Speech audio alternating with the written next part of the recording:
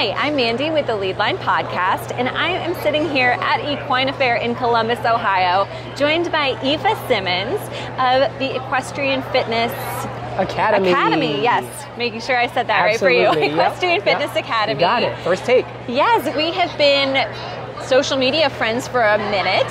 This is the first Over time. A year. Yes, but it's the first time we've met in person. Yes, it is. And your first Equine Affaire. It is. Oh my goodness. Such an exciting time. I was here, the same venue for a Congress in September, October time, and it looks completely different for Equine Affaire, but it is so exciting. Everyone's been extremely helpful and nice to me so far, so let's keep this going throughout the weekend. Oh, amazing. Yeah. Well, not only is it your first Equine Affaire, but I know that you are a presenter here and you're doing some fitness workshops. So tell me a little bit about your involvement here at Equine Affaire this week. So Equine Affaire reached out and said, hey, we love what you're doing and we want you to come out. We think that you'll be an amazing add to our event and just the energy that you bring, the information. And so we want you to do workshops and presentations. And so that's exactly what I'm going to be doing every day, actually, throughout Sunday. So, yeah. Well, how exciting! Not just your first time, but you're coming in with a bang. You're like, here I am, Equine Affaire. Guns blazing. I love it. This case.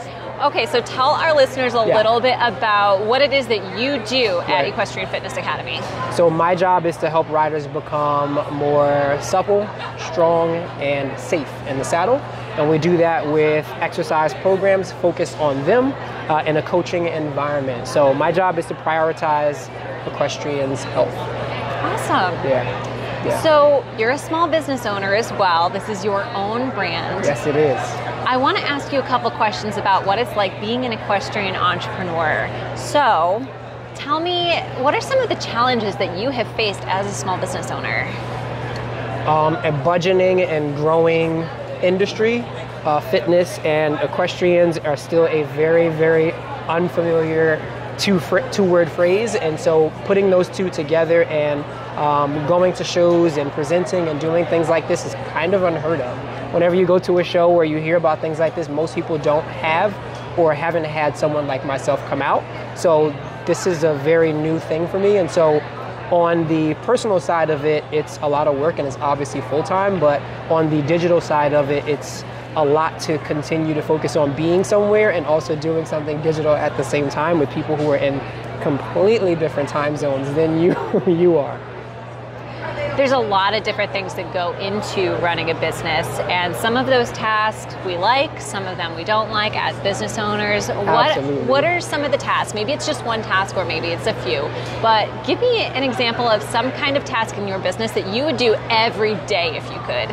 Because you just love it so much. Because I love it so much. Oh, okay, that's easy. I work with the riders. I want to continue to do that on a global scale, which is already happening. So my goal is to reach more riders in different disciplines and help them to become more aware of just how important this type of work is. And so the more that I can be there with them online or in person, that's where my heart is just like fulfilled.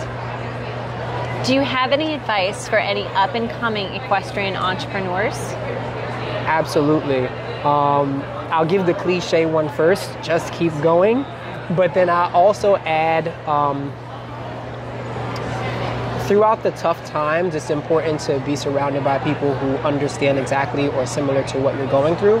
And communities like yours and some others that I'm a part of really, really make that happen.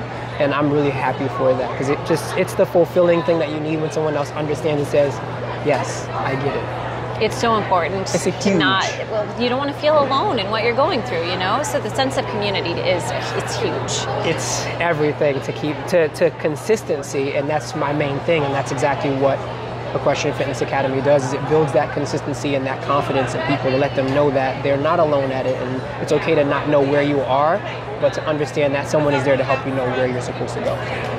Aoife, where can people go to learn more about you online? Online, I'm mainly on Instagram, so aoife.fit is my handle, and also my website is aoifefit.com.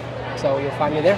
Awesome. And I know your name is Aoife, and then you also are, let's talk about that really quick just to clarify for people. I'm so glad she got that. Yes. So the name of my business is Equine Fit. which is an acronym I'll save you all for, which is another acronym for here. But Equestrian Fitness Academy is EFA to help people pronounce it, because the I is like an E. So that's why I just put everything together. And Academy is there for people to really understand and learn more about not only themselves, but just the holistic aspect of what fitness and wellness is. It's a lot more than lunges. Well, I love that you did that with your business name, because honestly, it helps me remember how to say your name, Aoife. So I love that you did that. It was very clever. Absolutely. So thank you so much for coming over here and talking with me. It's been great. Thank you, Mandy. Absolutely. Anytime. And I look forward to more conversations between us.